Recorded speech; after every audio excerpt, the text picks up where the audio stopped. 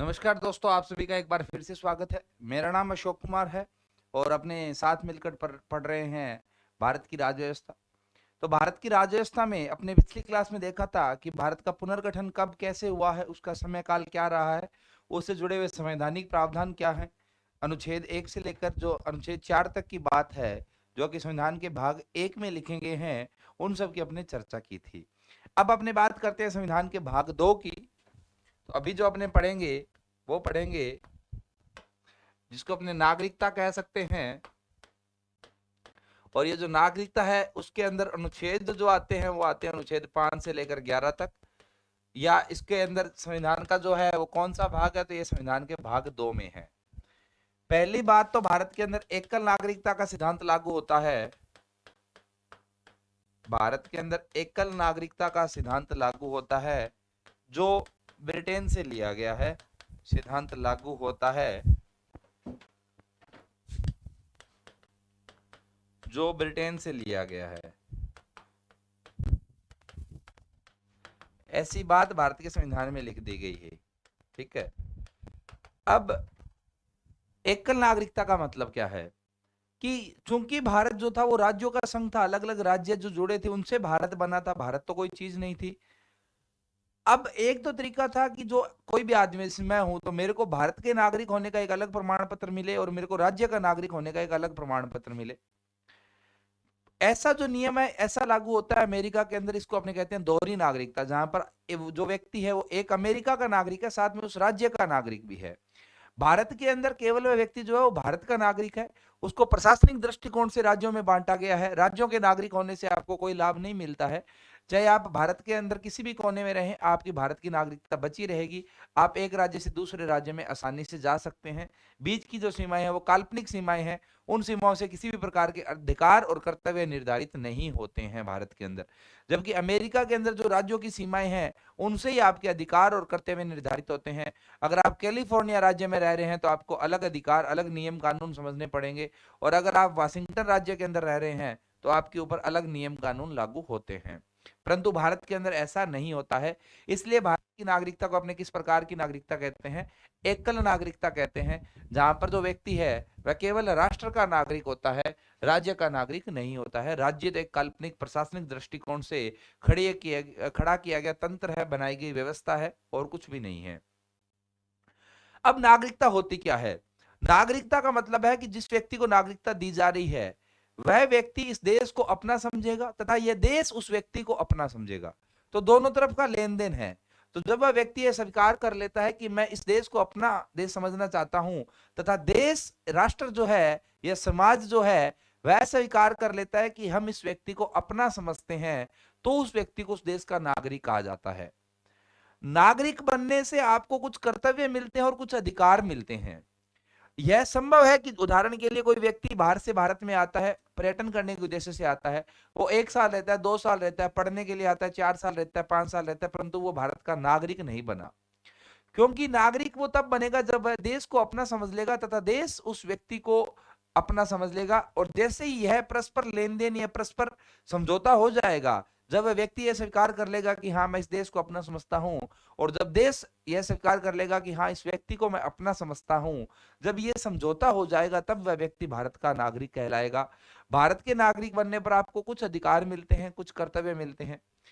ठीक है। इसलिए इसको अपने नागरिकता कहते हैं। तो ऐसे व्यक्ति जिन्होंने देश को अपना तथा देश ने उन व्यक्तियों को अपना समझ रखा है तथा कुछ कर्तव्य और कुछ अधिकार उनको मिले हुए हैं, उनको देश का नागरिक कहा जाता है।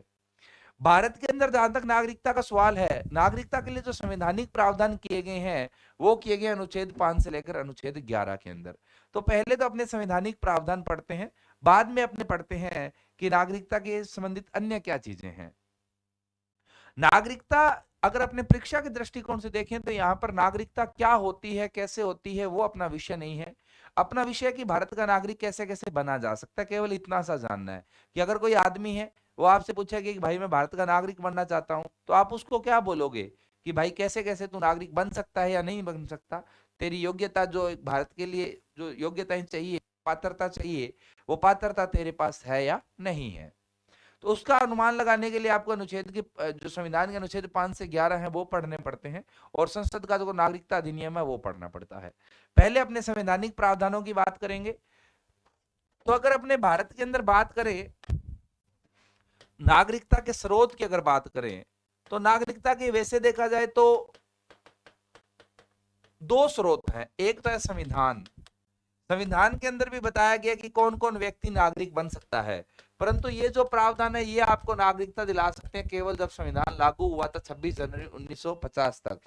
तो अगर कोई व्यक्ति 26 जनवरी 1950 तक भारत का नागरिक बनना चाहता था, या जिस दिन संविधान लागू होगा उस दिन भारत का नागरिक कौन कौन होगा, ये बात तो संविधान के अंदर लिख दी गई। इसके बाद के लिए अगर आपको नागरिक बनना है, अगर आप इसके बाद भारत में नागरिक बनना चाहते हैं, तो आपको जो है वो संसद का नागरिकता अधिनियम के आधार पर नागरिकता दी जाएगी। संसद का नागरिकता अधिनियम 1955, तो इसके आधार पर आपको नागरिकता दी जाएगी। तो जो संविधान के प्रावधान है वो तो आपको ये बताते हैं कि जिस दिन संविधान लागू हुआ 26 जनवरी 1950 को, उस दिन किन किन व्यक्तियों को भारत का नागरिक समझा जाएगा, या किन किन व्यक्तियों की या किन किन श्रेणियों को जो है भारत का नागरिक माना जाएगा। ये बात लिखी गई अनुच्छेद 5 से 11 में। सबसे पहले पढ़ते हैं अपने अनुच्छेद 5 के अंदर। अनुच्छेद 5 कहता है कि निम्नलिखित व्यक्ति 26 जनवरी 1950 को भारत के नागरिक बनेंगे या भारत के नागरिक होंगे। तो कौन कौन होंगे 26 जनवरी 1950 को? पहले वो व्यक्ति जिनका जन्म भारत में हुआ है। तो अगर कोई ऐसा व्यक्ति है जिसका जन्म भारत में हुआ या उस क्षेत्र में हुआ जो भारत का भाग बन गया, तो वह भारत का नागरिक बन जाएगा जिस दिन संविधान लागू होगा। उसको कुछ भी करने की जरूरत नहीं है, सर्टिफिकेट उसके घर पे पहुंचा दिया जाएगा। अथवा अगर उस व्यक्ति का जन्म भारत में नहीं हुआ, तो भाई दोनों में से किसी माता पिता का जन्म भारत में हुआ है, तो अगर किसी खुद का जन्म तो भारत में नहीं हुआ परंतु उसके माता पिता में से किसी एक का जन्म भारत में हुआ है, तो भी उसको भारत का नागरिक मान लिया जाएगा।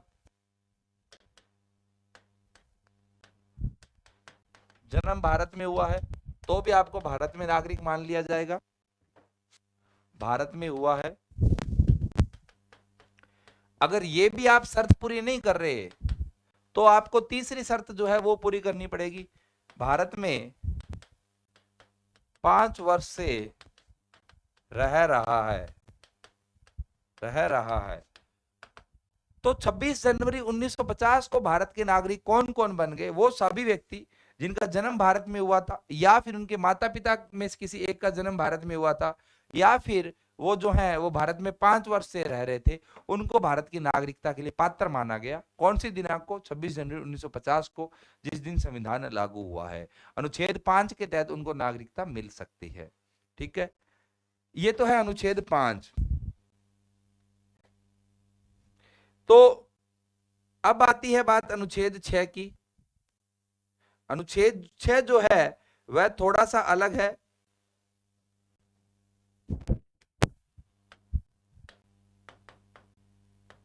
पहली बात तो अनुच्छेद 6 लागू किस पर होता है? उन व्यक्तियों के लिए जो पाकिस्तान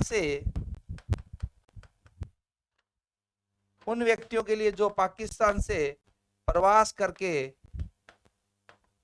भारत आए।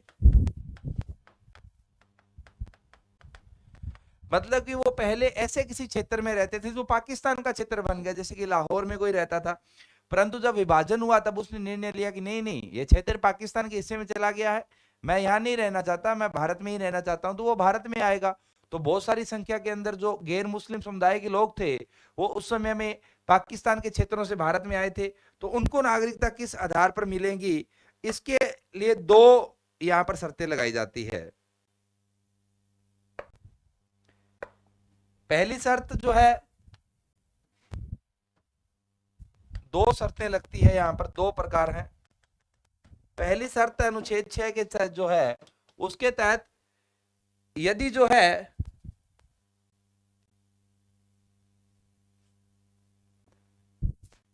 उसके माता पिता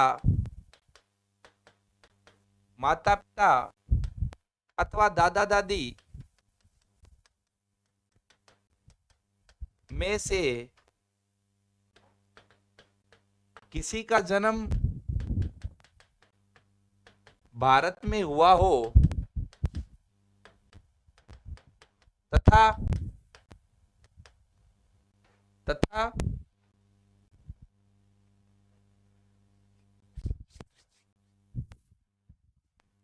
पहली शर्त जो है, पहली बात तो पाकिस्तान से आए उन लोगों को ही भारत की नागरिकता मिल सकती है जिन लोगों के माता पिता या दादा दादी दोनों में से किसी का जन्म जो है वो संयुक्त भारत में हुआ था।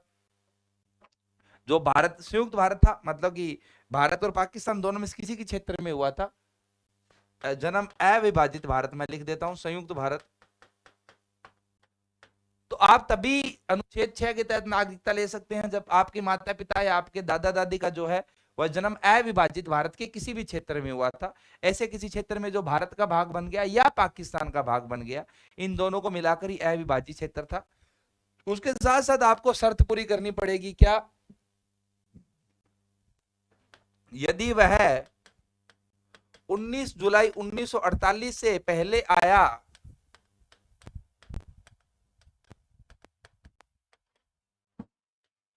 तो कोई जरूरत नहीं, कोई शर्त नहीं। तो अगर ऐसा कोई व्यक्ति जिसके माता पिता या दादा दादी में से किसी एक का जन्म जो है वह अविभाजित भारत में हुआ था और अगर वो 19 जुलाई 1948 से पहले पहले भारत में आ गया पाकिस्तान के क्षेत्र से, तो उसको भारत का नागरिक स्वीकार कर लिया जाएगा। ये 19 जुलाई 1948 क्यों लिया गया? क्योंकि ये वो तारीख थी जिसके बाद भारत और पाकिस्तान के बीच में परमिट सिस्टम लागू हो गया था। इस तारीख से पहले आप कैसे भी कोई भी कहीं जा सकता था, परंतु इस तारीख के बाद से आपको जो है अगर उस तरफ जाना है तो उनकी परमिशन लेनी है, अगर इस तरफ आना है तो इस तरफ की परमिशन लेनी है। इससे पहले पहले अगर कोई आदमी आ गया, जो भी आ गया, क्योंकि ये प्रावधान तो 26 जनवरी 1950 के दौरान के हैं कि 26 जनवरी 1950 से पहले तो किसी को नागरिकता ही नहीं दी गई है।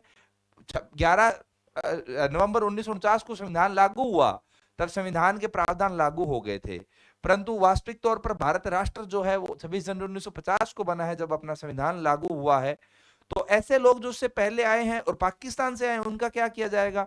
तो इन्होंने कहा कि साहब पाकिस्तान से अगर आए हो तो आपको पहले तो ये बताना पड़ेगा कि आपके माता पिता या दादा दादी में से किसी एक जन्म अविभाजित भारत में हुआ था, भारत पाकिस्तान में से हुआ था। उसके अलावा यदि आप 19 जुलाई 1948 से पहले आ गए तो कोई दिक्कत नहीं है, आप भारत के नागरिक हो। अगर आप इसके बाद आए हो, यदि इस तारीख के बाद आए हैं तो भारत में पंजीकरण करवाना होगा, भारत में पंजीकरण करवाना होगा तथा ऐसा पंजीकरण यहां या भारत में 6 माह रहने के बाद ही करवाया जा सकता है,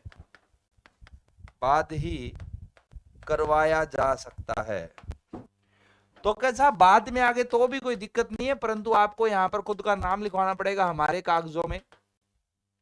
और नाम कब लिखेंगे हम? तब हमें पता चल जाएगा कि आप 6 महीने से भारत के अंदर रह रहे हो, तब हम आपका नाम लिख लेंगे और आपको नागरिकता दे देंगे।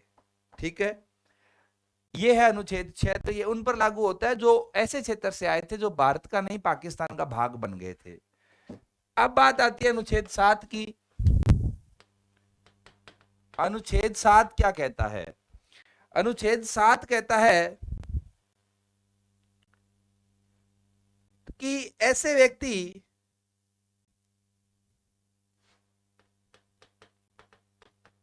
व्यक्ति जो मार्च, या अगर वैसे लिखें इसको, जो 1 मार्च 1947, ऐसे व्यक्ति जो 1 मार्च 1947 के बाद भारत से पाकिस्तान चला गया तथा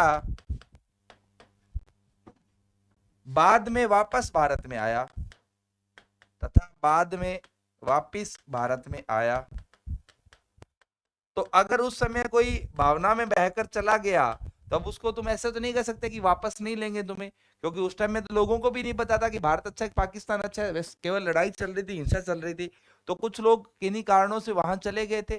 अब वहां जाकर उनको लगा कि हमें वापस जाना है, क्योंकि देखो समय तो 1950 तक का है, उनके पास 3-4 साल हैं, 1947 में विभाजन तो हो गया था। तो अब अगर उनको वापस लगा और वापस भारत में आए तो फिर उनका साहब क्या किया जाएगा? तो उसे 6 माह रहने के बाद पंजीकरण करवाना होगा। 6 माह रहने के बाद पंजीकरण करवाना होगा। तो अगर वो नहीं जाता वहां पर तो उसको ये 6 महीने जरूरत ही नहीं थी, तो वो ऐसे ही भारत का नागरिक होता। परंतु चूंकि वो गया था वहां पर और वापस आया है, तो उसको यहाँ पर पहले 6 माह के लिए पंजीकरण करवाना होगा और उसके बाद उसको यहाँ की नागरिकता दे दी जाएगी। ठीक है। अनुच्छेद 8 जो है, अनुच्छेद 8 ये भारतीय मूल के नागरिक की परिभाषा देता है। भारतीय मूल के व्यक्ति की परिभाषा कि भारतीय मूल के व्यक्ति किसे कहा जाएगा, अपने इसके बारे में जो है वह थोड़ा सा बाद में अध्ययन करेंगे। तो भारतीय मूल के व्यक्ति की परिभाषा कौन से अनुच्छेद में दी गई है? ये देगी अनुच्छेद 8 के अंदर। क्या होता है वो अपने देखेंगे कि भारतीय मूल का व्यक्ति किसे कहते हैं। अनुच्छेद जो 9 है वो कहता है कि अनुच्छेद 9 कहता है कि यदि कोई व्यक्ति अपनी स्वेच्छा से, यदि कोई व्यक्ति अपनी स्वेच्छा से मतलब अपनी इच्छा से किसी अन्य देश की नागरिकता ग्रहण कर लेता है, किसी अन्य देश की नागरिकता ग्रहण कर लेता है, नागरिकता ग्रहण कर लेता है,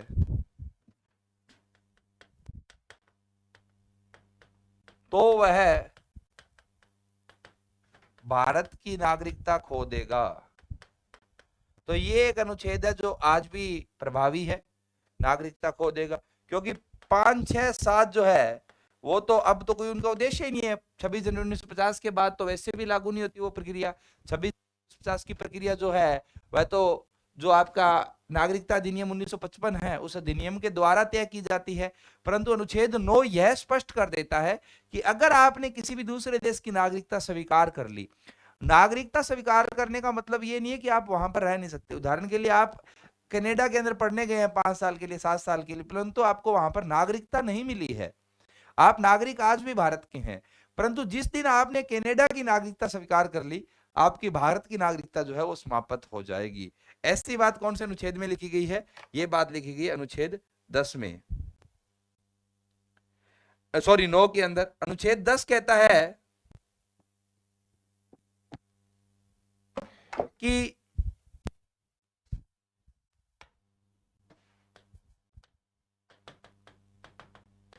कोई भी व्यक्ति जब तक नागरिक रहेगा तब तक, सॉरी जब तक नहीं, तब तक नागरिक रहेगा जब तक वह संसद की विधि के अनुसार, संसद की विधि के अनुसार पात्र है। कि एक बार हमने नागरिकता दे दी 26 जनवरी 1950 को अनुच्छेद 5, 6, 7 के द्वारा, परंतु एक बार नागरिकता मिलने के बाद भी आपकी पात्रता बदल सकती है। किसके द्वारा? संसद की विधि के द्वारा पात्रता बदली जाएगी।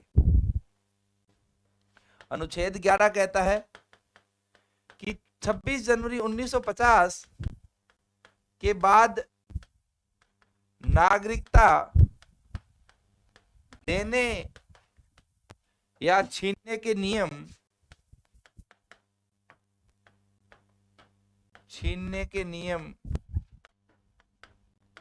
भारतीय संसद बनाएगी।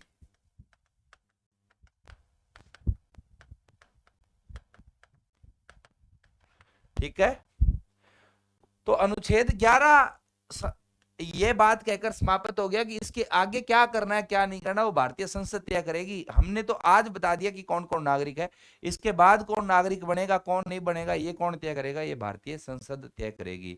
तो नागरिकता के नियम बनाने की पावर किसके पास है, केवल भारतीय संसद के पास है। राज्यों की विधानसभा के पास जो है नागरिकता से संबंधित कोई भी नियम बनाने की कोई भी शक्ति नहीं है, क्योंकि भारत में एकल नागरिकता का सिद्धांत लागू होता है, जिसके तहत कोई भी व्यक्ति केवल राष्ट्र का नागरिक होता है, राज्य का नागरिक नहीं होता है। तो इसके तहत राज्यों को नागरिकता से संबंधित कोई भी नियम बनाने का अधिकार नहीं है।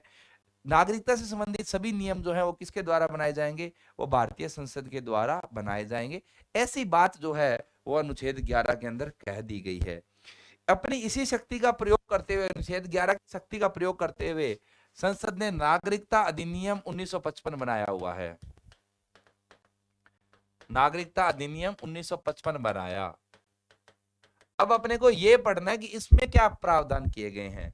तो नागरिकता अधिनियम 1955 बनाने की शक्ति संसद को किसने दी, अनुच्छेद 11 ने दी। अनुच्छेद 11 की शक्तियों का प्रयोग करते हुए संसद ने जो है नागरिकता अधिनियम जो है वो बनाया है। अब अगर अपने इस अधिनियम की बात करें तो नागरिकता के सर्जन के तरीके क्या हैं। सर्जन के तरीकों का मतलब है नागरिकता प्राप्त करने के आधार क्या हैं, प्राप्त करने के तरीके। तो ये कहता है कि 5 तरीके से आप भारत की नागरिकता प्राप्त कर सकते हो। एक, जन्म के द्वारा। इसमें क्या किस किस व्यक्ति को माना जाएगा वो अपने देखेंगे। वंश के द्वारा,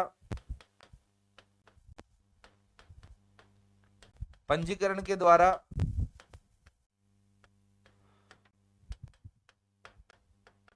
उदासीकरण के द्वारा, पंजीकरण के द्वारा, उदासीकरण के द्वारा, या जिसको अपने इंग्लिश में कहते हैं नेचुरलाइजेशन, या इसको अपने प्राकृतिक रूप से भी लिख सकते हैं,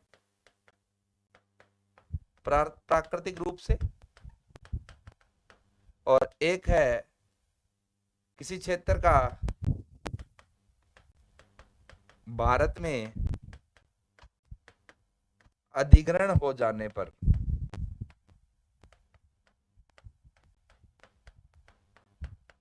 तो इन 5 तरीकों से आप भारत के नागरिक बन सकते हो 26 जनवरी 1950 के बाद।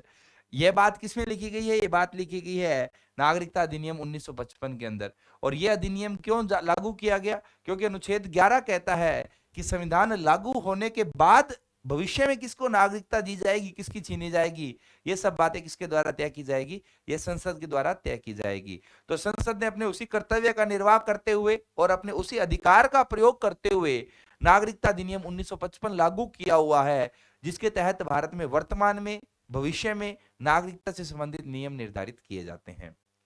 तो इन नियमों के अनुसार भारत में नागरिकता आप 5 आधार पर प्राप्त कर सकते हैं। जन्म के आधार पर, वंश के आधार पर, पंजीकरण के आधार पर, प्राकृतिक रूप से, या फिर अगर उस क्षेत्र का अधिग्रहण भारत में हो जाता है। अब अपने इन 5 को अलग अलग तौर पर देखते हैं कि जन्म के आधार पर भारत का नागरिक कौन कौन बन सकता है। ठीक है,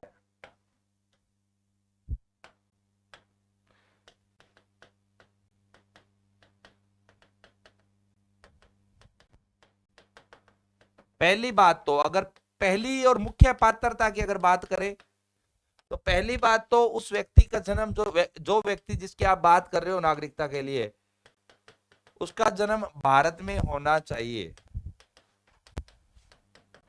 पहली बात तो उसका जन्म भारत के अंदर किसी ऐसे क्षेत्र के अंदर होना चाहिए जो भारत की सीमा का भाग है वर्तमान में। ठीक है, पीओके भारत की सीमा का भाग है वर्तमान में। अब अलग अलग समय पर अलग अलग शर्तें लगाई जाती है, जैसे कि 1987 से पहले अलग शर्तें लागू हुआ करती थी, 2004 से पहले अलग शर्तें लागू हुआ करती थी। 1987 से पहले क्या शर्तें लागू होती थी अपने लिए विषय नहीं है। 2004 के अंदर क्या शर्तें लागू होती थी अपने लिए विषय नहीं है। अब विषय की वर्तमान में क्या है, तथा 3 दिसंबर 2004 के बाद से यह अनिवार्य है, के बाद से यह अनिवार्य है कि उस व्यक्ति के उस व्यक्ति के माता पिता का जन्म, माता पिता दोनों का जन्म भारत में हुआ हो, जन्म भारत में हुआ हो,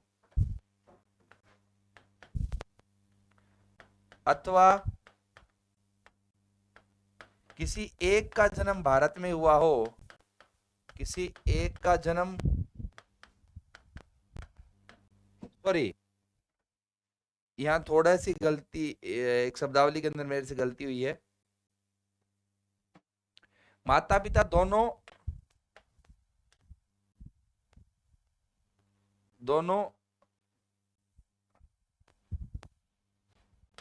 भारत के नागरिक हों, भारत में जन्म नहीं, भारत के नागरिक हों, अथवा कोई एक भारत का नागरिक हो, एक भारत का नागरिक हो तथा दूसरा अवैध प्रवासी ना हो।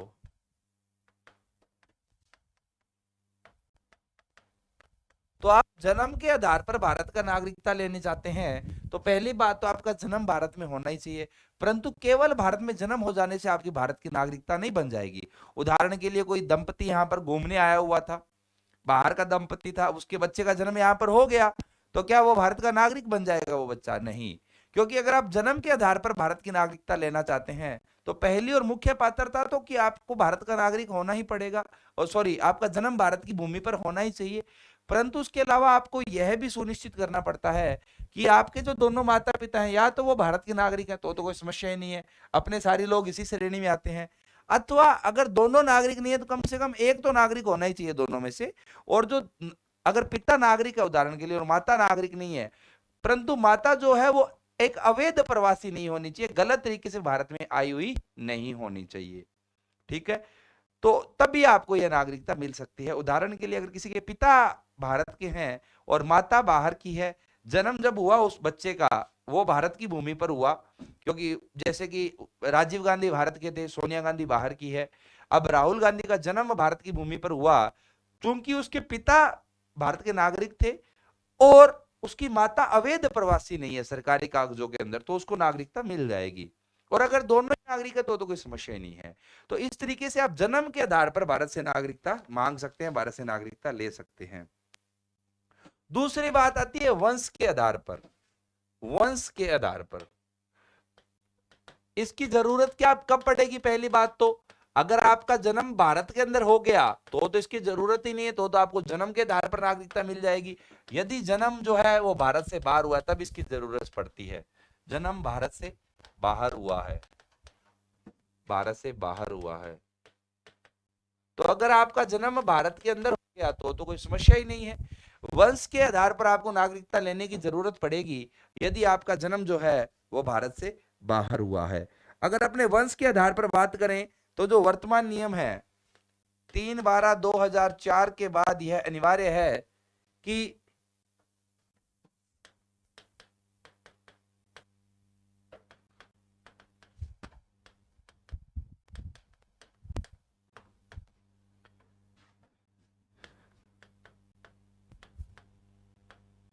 बच्चे के जन्म का 1 वर्ष के भीतर भारत के दूतावास में पंजीकरण करवाया जाए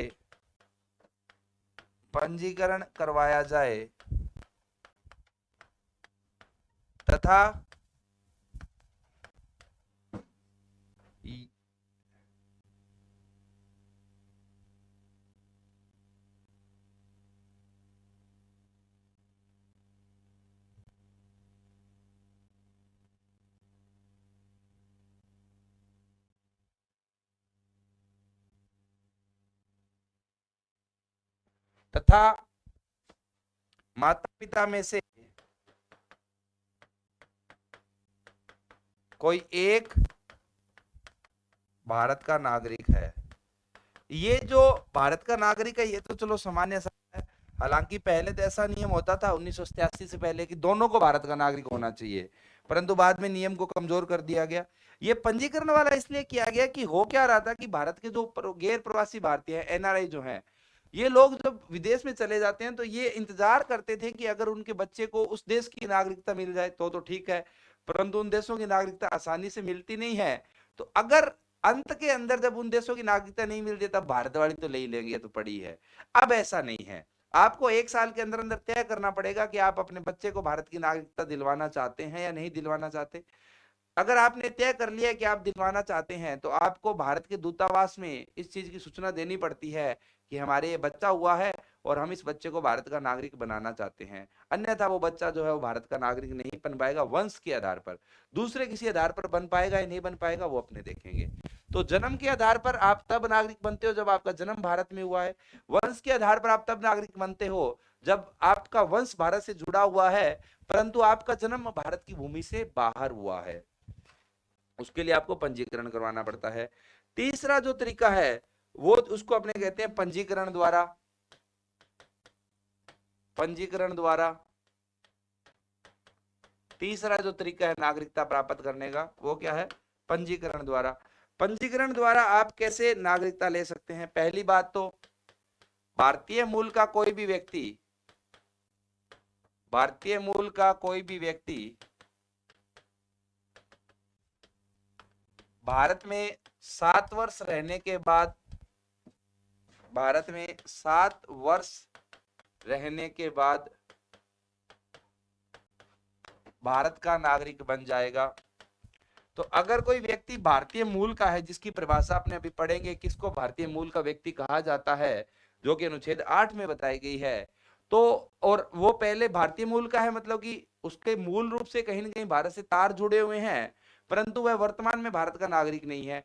अब उसकी इच्छा कर रही है कि वो भारत की नागरिकता ले ले, तो उसको भारत के अंदर कितने वर्ष तक रहना पड़ेगा? 7 वर्ष तक रहना पड़ेगा। उसके बाद उसको भारत की नागरिकता दे दी जाएगी, भारत का नागरिक बन सकता है। ठीक है, पहली बात तो ये है। दूसरी बात, अब यहां पर भारतीय मूल का नागरिक किसे कहा गया है, अगर उसकी बात करें,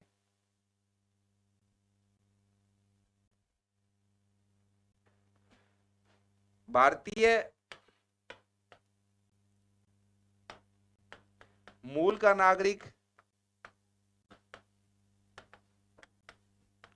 उसे माना जाता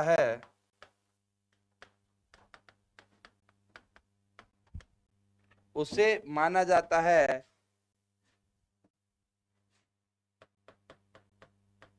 जिसका स्वयं का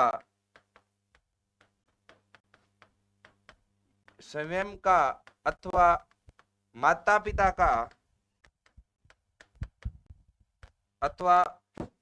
पिता में से कोई भारत में पैदा हुआ था, उसको भारतीय मूल का नागरिक कहते हैं। उदाहरण के लिए किसी व्यक्ति के पिताजी जो थे वह भारत के अंदर पैदा हुए थे। अब भारत के अंदर पैदा होने का मतलब है, अगर 1947 का पहले का भारत देखो तो भारत सारा का सारा, भारत पाकिस्तान वाला सारा भारत था। दूसरा, अगर 1947 के बाद भारत देखो तो अपने जानते हैं भारत की भौगोलिक सीमाएं क्या है, उन भौगोलिक सीमाओं के अंदर अगर वह पैदा हुआ है तो वह कह सकता है कि साहब मैं भारतीय मूल का नागरिक हूं। अब अगर वो खुद को भारतीय मूल का नागरिक एक प्रकार से घोषित कर देता है तो फिर उसको 7 साल रहने के बाद नागरिकता मिलेगी। अब आप ये कहोगे कि सर अगर संयम का जन्म यहाँ पर हुआ है, तो होता क्या है कि संयम का जन्म होने के बाद वह व्यक्ति जैसे कि किसी दूसरे देश में चला गया, उसने वहां की नागरिकता ले ली, उसको बाद में महसूस होता है कि नहीं नहीं मैं तो भारत वापस जाता हूँ, तो उसको यहाँ आते ही वापस नागरिकता नहीं मिल जाएगी, चाहे आपके पास पहले नागरिकता रही होगी। आपको यहाँ पर 7 साल तक रहना पड़ेगा, तब जाकर आपकी नागरिकता जो है वो पक्की होगी, उससे पहले आपको नागरिकता नहीं मिलेगी। और दूसरा, अगर किसी के माँ बाप जो थे वो पहले पिताजी यहाँ पर रहते थे, काम वाम के लिए अमेरिका चले गए, शादी वहां पर हो गई, बच्चे वहां पर हो गए, अब वो बच्चे अमेरिका के नागरिक बन गए, परंतु बाद में जाकर उनको लगता है कि नहीं नहीं भारत ज्यादा अच्छा देश है और हम भारत चलते हैं, तो उनको यहाँ आते ही नागरिकता नहीं मिल जाएगी। हालांकि वो मूल रूप से भारत के हैं, भारतीय मूल के व्यक्ति हैं, परंतु उनको यहाँ पर 7 साल रहना पड़ेगा। तो भारतीय मूल का व्यक्ति किसे कहा गया है? नागरिक नहीं, ये व्यक्ति शब्द यहाँ पर सही है, शब्द गलत है ये। तो भारतीय मूल का व्यक्ति किसे कहा गया है? वो सभी व्यक्ति जिनका स्वयं का या उनके माता पिता में से किसी एक का जन्म जो है वो भारत में हुआ है, या ऐसे किसी क्षेत्र में हुआ है जो भूतकाल में भारत का भाग रहा है कभी भी, तो उसको भारतीय मूल का अपने व्यक्ति कहते हैं। और ऐसे व्यक्तियों को 7 वर्ष रहने के बाद पंजीकरण के द्वारा नागरिकता मिल जाती है। दूसरी कंडीशन क्या है?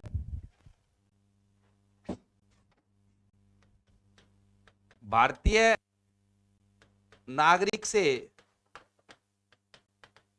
शादी कर भारत में रहने के, शादी करके भारत में 7 वर्ष रहने के बाद,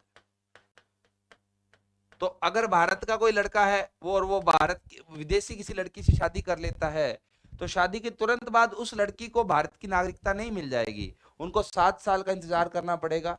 7 साल के बाद वो पंजीकरण के माध्यम से नागरिकता प्राप्त कर सकते हैं। हालांकि पंजीकरण के अंदर कुछ और शर्तें भी होती है, परंतु वो जो शर्तें होती है वह थोड़ी सी टेक्निकल शर्तें हैं, उनकी जरूरत नहीं पड़ती है। यही 2 मुख्य शर्तें हैं, ठीक है। तो पंजीकरण के द्वारा आप इस प्रकार से नागरिकता ले रहे हैं। अगला है प्राकृतिक रूप से। चौथा जो तरीका है वो है प्राकृतिक रूप से, या इसको अपने इंग्लिश में कहते हैं बाय नेचुरलाइजेशन।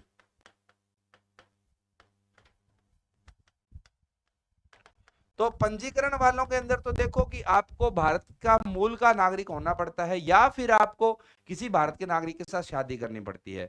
परंतु आप अगर इनमें से कुछ भी नहीं करना चाहते तो आपको पंजीकरण के द्वारा नागरिकता मिल जाती है। किसी भी व्यक्ति को, दुनिया के किसी भी व्यक्ति को इसकी नागरिकता मिल सकती है। भारत से उसका कोई रहा है नहीं रहा, उसकी पुश्तों का कोई संबंध रहा है नहीं रहा, कोई फर्क नहीं पड़ता। शर्त क्या है? यहां 1 वर्ष रहने के बाद नागरिकता के लिए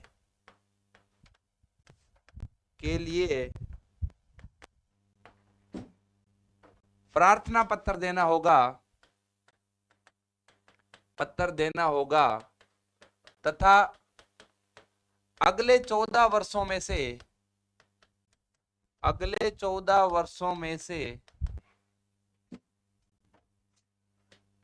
11 वर्ष भारत में रहना होगा। तब आप अपने आप भारत के नागरिक बन जाएंगे।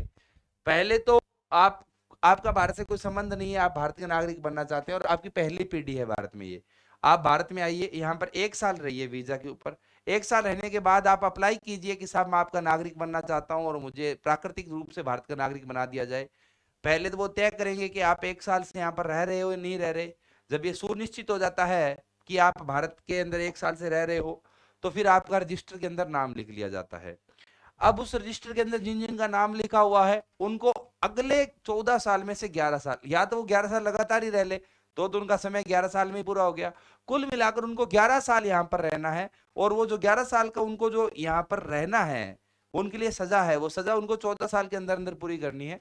मतलब कि बीच बीच में वो 5-6 महीने के लिए बाहर जा सकते हैं, परंतु कुल 14 साल में से 11 साल यहाँ रहने हैं। अगर आपने सारे 11 साल ही निकाल दिए तो आपको 11 साल पूरे होते ही आप नागरिकता के लिए पात्र हो जाते हैं और आपको केंद्र सरकार के द्वारा नागरिकता दे दी जाती है।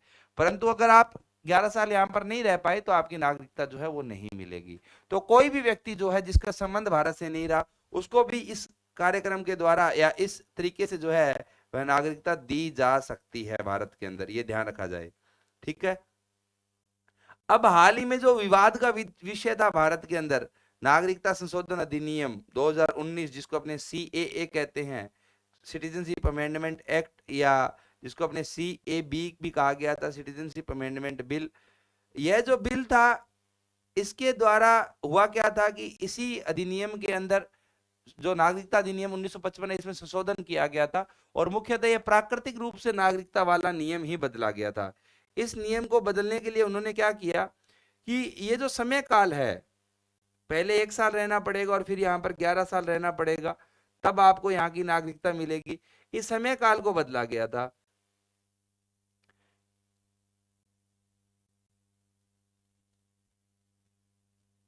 इसके अनुसार जो है, जो नई स्कीम थी, जो नया बिल आया था, उसके अनुसार अगर आप पाकिस्तान से, अफगानिस्तान से या बांग्लादेश से आते हैं और अगर आप हिंदू, सिख, ईसाई, क्रिश्चियन, बौद्ध इन धर्मों से संबंध रखते हैं और अगर आप इन 3 देशों से आते हैं तो आपको ये जो 11 साल प्लस 1 साल प्लस 11 साल है, 1 साल प्रार्थना पत्र से पहले और 11 साल प्रार्थना पत्र के बाद, तो आपको इतना समय यहां पर रहने की जरूरत नहीं है नागरिकता लेने के लिए। आप यहां पर जो है 1 साल प्लस 6 साल यहां पर रहिए, आपको नागरिकता मिल जाएगी। तो केवल जो अभी जो पूरी समस्या थी, पूरी समस्या केवल और केवल ये प्राकृतिक कारण वाले नियमों में बदलाव किया गया था, और वो भी कुछ देशों से आने वाले कुछ समुदाय के लोगों को विशिष्ट प्रावधान दिए गए थे ताकि उनको ज्यादा समय इंतजार नहीं करना पड़े नागरिकता का और उनको जल्दी नागरिकता मिल जाए। तो केवल कौन से नियम में बदलाव किया गया था? प्राकृतिक रूप से जो नागरिकता मिलने का नियम है उसके अंदर बदलाव किया गया था। अगला तरीका जो नागरिकता लेने का है, यदि किसी क्षेत्र को भारत के द्वारा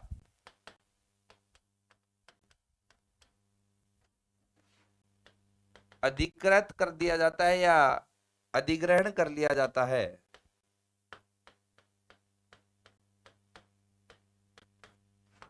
ये तो एक सिंपल सी बात है कि अगर कल को पीओके को भारत अपने क्षेत्र में ले लेता है तो पीओके के लोग भी तो आएंगे ना, अकेला क्षेत्र थोड़ी आएगा, अकेली जमीन थोड़ी आएगी। तो वो जो लोग आएंगे तो उनको तो नागरिकता देनी पड़ेगी क्योंकि वो भारत के राज्य क्षेत्र का भाग बन जाएंगे, भारत की भौगोलिक सीमा का भाग बन जाएंगे। तो अगर सरकार कल को किसी क्षेत्र को भारत में मिला लेती है तो उस क्षेत्र में रहने वाले सभी लोगों को स्वतः ही नागरिकता मिल जाएगी। तो ये भारत में 5 तरीके हैं नागरिकता लेने के। इन 5 तरीकों से आप भारत के अंदर जो है वह नागरिकता अर्जित कर सकते हैं। ठीक है, तो इन 5 तरीकों से आप नागरिकता अर्जित कर सकते हैं। अपने सब पर जो प्रावधान लागू होता है वो जन्म के द्वारा अपने को नागरिकता मिली हुई है, क्योंकि हमारा जन्म भारत के भौगोलिक क्षेत्र के अंदर हुआ है और हमारे दोनों में से कोई एक माता पिता जो हैं वो भारत के नागरिक हैं ही, हमारे तो दोनों ही हैं। बात आती है नागरिकता समाप्ति कैसे कैसे हो सकती है। नागरिकता की समाप्ति, या आपको नागरिकता से वंचित कब कब किया जा सकता है, आपकी नागरिकता जो है वो छीनी कब कब जा सकती है, किन किन परिस्थितियों में जा सकती है। तो आपकी नागरिकता 3 प्रकार से छीनी जा सकती है। पहला तो होता है स्वैच्छिक त्याग। स्वैच्छिक त्याग का मतलब है यदि व्यक्ति स्वयं अपनी नागरिकता त्याग देता है,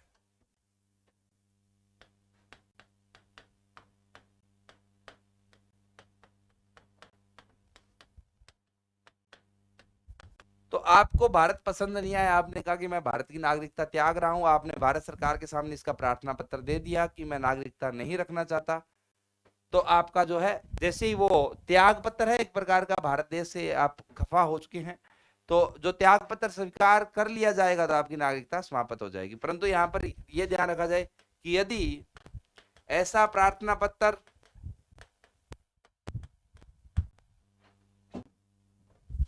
युद्ध के समय दिया जाता है, कि जब भारत युद्ध लड़ रहा है, युद्ध के समय दिया जाता है, तो सरकार इसे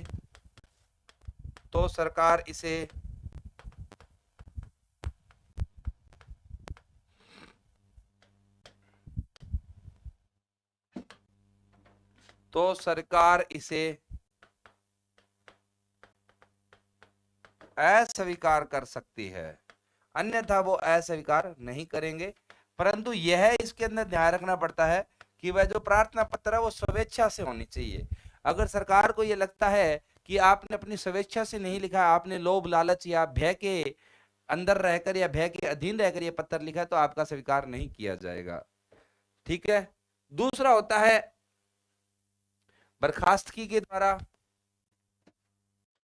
नागरिकता जाने का जो दूसरा कारण या तरीका बन सकता आपका, वो बन सकता है बर्खास्तगी के द्वारा।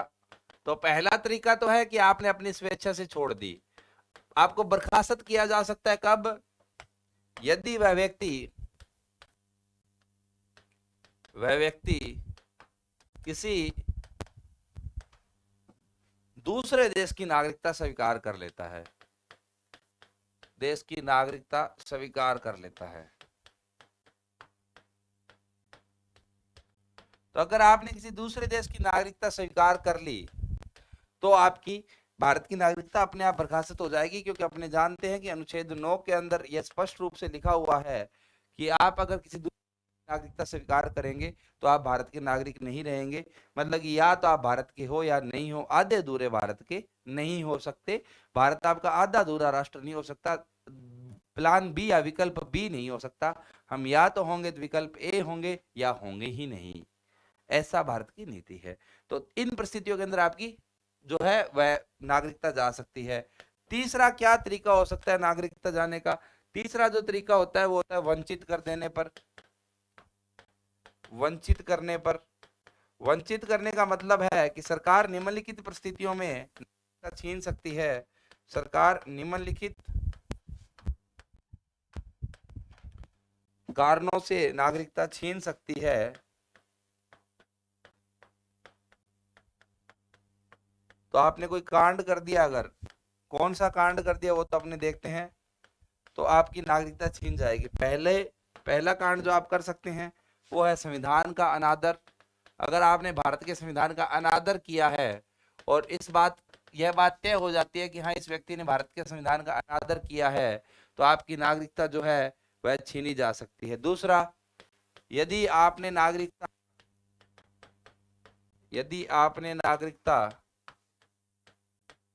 फर्जी तरीके से प्राप्त की है,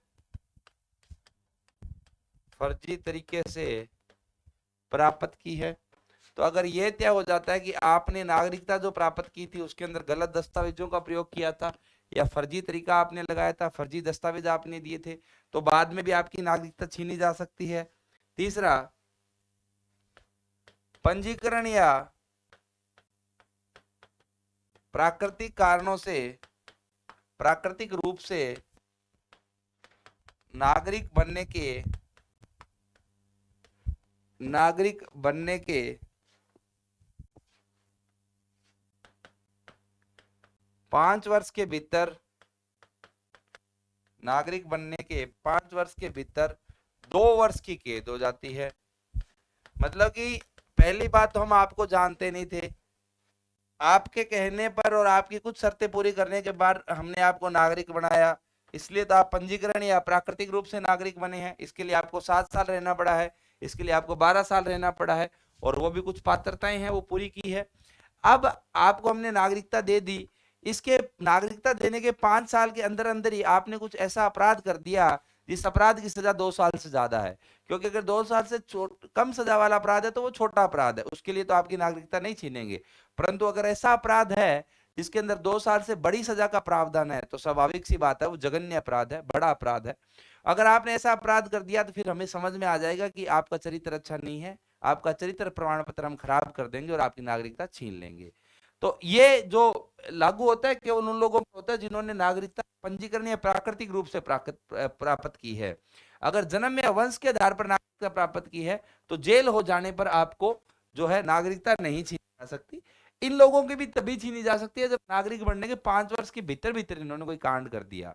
अगर 5 वर्ष के बाद इन्होंने कोई ऐसा अपराध किया है तो एक समाज अपराधी की तरह सजा मिली, नागरिकता नहीं छीनी जाएगी। अगली जो कंडीशन है, कार कब छीन सकती है? यदि वह व्यक्ति जो है सामान्य रूप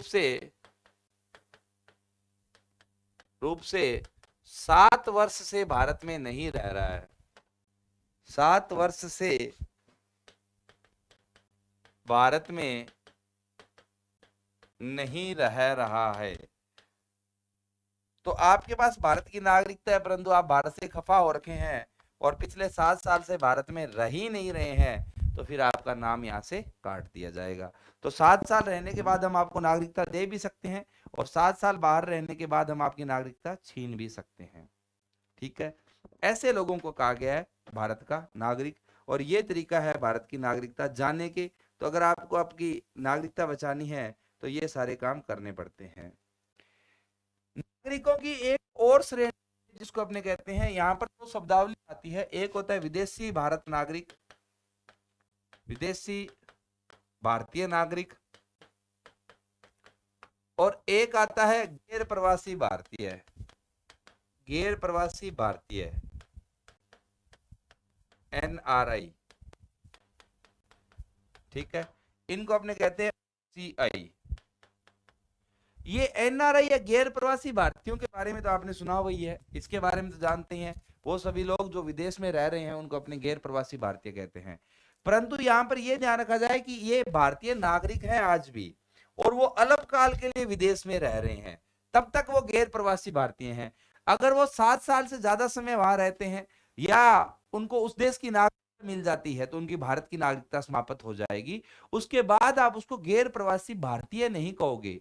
गैर प्रवासी भारतीय का मतलब है जो नागरिकता के आधार पर भारतीय है तो वर्तमान परिस्थितियों में भारत में नहीं रह रहा है, वर्तमान में विदेश में रह रहा है, उसको नाम दिया गया गैर प्रवासी भारतीय। ठीक है, तो गैर प्रवासी भारतीय भारतीय ही होते हैं, परंतु उनका वर्तमान पता जो है वह भारत का नहीं है, स्थायी पता भारत का उनका है। अब उनका स्थायी पता जो है वो भारत का कब नहीं रहेगा, जब या तो उन्होंने दूसरे देश की नागरिकता प्राप्त कर ली तो भारत की नागरिकता उनकी चली जाएगी, या फिर वो अगर 7 साल तक बाहर रहते हैं तो भी उनकी भारत की नागरिकता जा सकती है। तो गैर प्रवासी भारतीय तो ये होते हैं, इनको तो सभी लाभ मिलते हैं जो मिलने चाहिए, इनको तो नागरिकों के समान ही रखा गया है, कोई अंतर नहीं है। केवल कुछ अंतर आ जाता है, जैसे जो भारत की विरासत है, सरकार के द्वारा संरक्षित विरासत है, ताजमहल हो गया, तो वहां पर इनको अलग टिकट देनी पड़ती है और इनका कुछ काम नहीं होता। परंतु एक ऐसी श्रेणी है जिनको अपने विदेशी भारतीय नागरिक कहा गया है। विदेशी भारतीय नागरिक का मतलब है ऐसे व्यक्ति जो विदेशी नागरिक हैं, जो विदेशी नागरिक हैं परंतु वो भारत से संबंधित हैं, मतलब कि भारत से उनके तार जुड़े हुए हैं, परंतु भारत से उनके तार जुड़े हुए हैं किसी न किसी प्रकार से, परंतु वो नागरिक अभी विदेश के हैं, भारत के नहीं है, इसीलिए उनको भारतीय विदेशी भारतीय नागरिक कहा गया है। ठीक है, अब इन लोगों को विशेष छूट दी जाती है। बात तो पात्रता क्या है, किस आदमी को यह कहा जाएगा विदेशी भारतीय नागरिक, तो विदेशी भारतीय नागरिक बनने की जो पात्रता है OCI की, वो जो सबसे बड़ी पात्रता है वो ये है कि आपको कुल मिलाकर अगर देखा जाए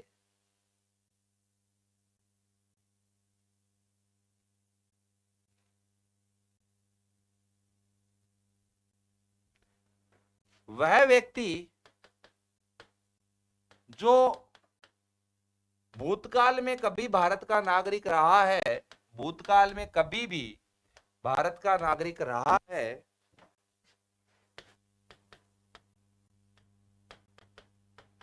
अथवा ऐसे किसी व्यक्ति का पुत्र पुत्री, किसी व्यक्ति का पुत्र या पुत्री या पौत्र या पौत्री लिंग के आधार पर, या पर और परपौत्री है,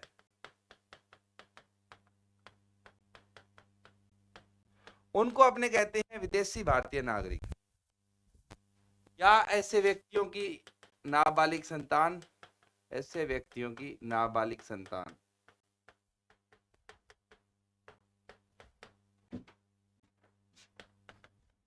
मतलब कि आप पहले कभी भारत में रहते थे, वापस चले गए, अब आप भारत में नागरिकता नहीं प्राप्त करना चाहते, क्योंकि भारत की नागरिकता प्राप्त करने के चक्कर में आपको अपने उस देश की नागरिकता छोड़नी पड़ सकती है, परंतु आप नागरिक तो उस देश का ही रहना चाहते हैं, परंतु फिर भी भारत सरकार आपको यहाँ पर आमंत्रित करती है, क्योंकि आपके भारत के साथ तार जुड़े हुए हैं, क्योंकि आप पहले या तो भारत के नागरिक थे, या आप ऐसे किसी व्यक्ति के, मतलब कि दादा दादी आपके या नाना नानी या जो जो पौत्र दादा दादी हैं, पड़दादा या पड़दादी, पड़नाना पड़नानी जिनको अपने कहते हैं, वो भारत के नागरिक रहे हैं, तो फिर आप उस देश के नागरिक रहिए जिसके वर्तमान में है, परंतु भारत सरकार भी आपको विदेश विशेष लाभ देगी, क्योंकि आप भारत सरकार का एक कार्ड बनवा लोगे, उस कार्ड को कहते हैं विदेशी भारतीय नागरिक। आप एक अलग प्रकार की श्रेणी में आओगे, सिंपल विदेशी नहीं हो आप, आप हमारे लिए विदेशी भारतीय नागरिक हो, क्योंकि आपके भूतकाल में तार भारत से जुड़े हुए हैं।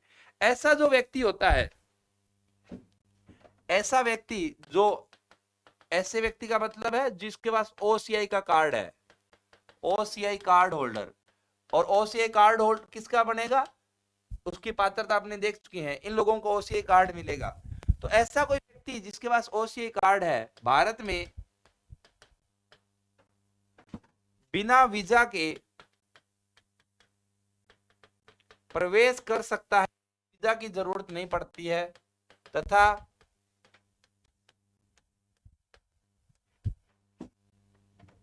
कितने भी समय रह सकता है, कितने भी समय रह सकता है, कितने भी समय रह सकता है। बाकी तो जो टूरिस्ट होते हैं उनको तो पहले एक अवधि निर्धारित की जाती है कि आपका वीजा 6 महीने का है तो आप 6 महीने रह सकते हो, परंतु अगर आपके पास ओसीआई कार्ड है तो आपको वीजा लेने की जरूरत ही नहीं है, आप तो कभी भी आओ कभी जाओ, आपका अपना देश है। ठीक है, कितने भी समय रह सकता है तथा सभी गतिविधियां कर सकता है, सभी गतिविधियां कर सकता है, परंतु कृषि योग्य जमीन नहीं खरीद सकता, कृषि योग्य जमीन नहीं खरीद सकता। तो आप अगर ऐसा कार्ड है आपके पास तो आप भारत में आइए, व्यवसाय कीजिए, जो करना कीजिए, प्रॉपर्टी भी खरीदिए, परंतु जो एग्रीकल्चर लैंड है वो आपको नहीं खरीदने देंगे, जो कृषि योग्य खेती है वो नहीं खरीदने देंगे। बाकी तो आप प्रॉपर्टी भी खरीदिए, दुकानें जितनी खरीदने खरीदें, प्लॉट जितने खरीदने खरीदें, कोई नहीं रोकने वाला है। आप भारत के अंदर कभी भी आइए, कभी भी जाइए, कोई नहीं पूछेगा आपसे। आप उस देश की नागरिकता रखिए, हमारे पास तो यहाँ पर जब आपका मन हो तब आइए, जब मन नहीं हो तब मत आइए। इसको अपने कहते हैं ओसीआई कार्ड। ठीक है, तो ये कहानी है भारत के नागरिक ओसीआई के विशेष प्रावधानों का, नागरिकता कैसे कैसे मिल सकती है, नागरिकता किन किन परिस्थितियों में छीनी जा सकती है, ये सारी शब्दावली और ये सारे नियम उससे जुड़े हुए हैं। इसके साथ ही अपना नागरिकता का टॉपिक खत्म होता है। तो अपने अनुच्छेद 11 तक जो बात है या संविधान का भाग 2 तक की जो बात है वो समाप्त करते हैं। अगली क्लास के अंदर अपने संविधान का भाग 3 या अधिकारों के बारे में पढ़ेंगे कि अधिकार क्या होते हैं, कितने प्रकार के होते हैं, मौलिक अधिकार क्या होते हैं, कौन से मौलिक अधिकार नागरिकों को दिए। ये सारी बातें जो हैं वो अपने अगले क्लास के अंदर करेंगे। तब तक के लिए धन्यवाद, देखते रहिए। Have a good day, thank you.